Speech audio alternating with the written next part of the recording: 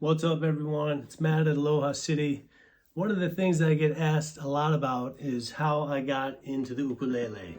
So I thought I'd share that story with you guys. This is basically the uke that got me started with this whole deal. We were out visiting my mother-in-law in Hawaii, and we were looking for something to do, and I was looking at all this list of things to do in Hawaii, and one of them was to visit a uke factory. Now, I had been in the guitar business prior to that as the product manager for Washburn Guitars. So I used to travel all over China, Indonesia, Korea, visiting tons of guitar factories. So I was interested in that kind of stuff, but I never really had a decent uke and never thought about the uke. It wasn't on my radar at all. So I saw on this list of things to do, and I said to my wife and mother-in-law, I said, I think I'm going to go visit one of these uke factories. So my mother-in-law goes into her bedroom, comes out with this, and says, I tried to play the uke for a little while, and I kind of threw in the towel. So she hands it to me. It only had 3 strings, didn't have a G string. I picked it up, strummed it, and went, wow, what is that? Of course, I looked inside. It said Ko Aloha. I had never heard of Ko Aloha before. So I quickly looked it up and realized these are really nice instruments, right?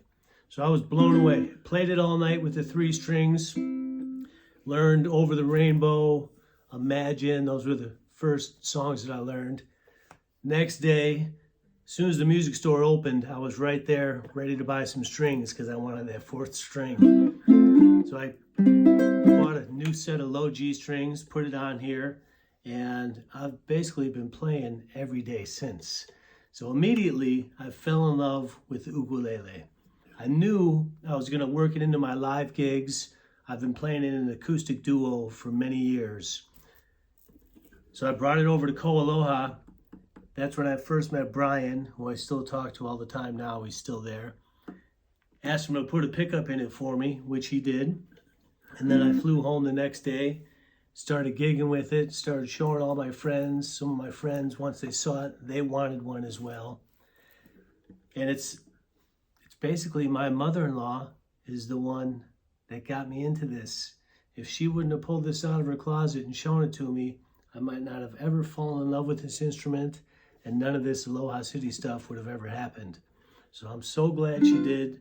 I'm very thankful to her, the whole ukulele community. This is an amazing instrument. That's why I love watching people's reactions when they come into the store and they play one of these Ko Alohas. They strum it and they say the exact same thing I did. Wow. They just strum it once, they say wow, and I say, that's what I said when I first played one of those. So this guy is always going to be near and dear to my heart. Of course, I offered to buy it for my mother-in-law. She wouldn't take any money for it, naturally. So she gifted it to me, and it's one of the best gifts I've ever received. I love it. I'll cherish it forever. This is my baby. And that's how I got into the uke.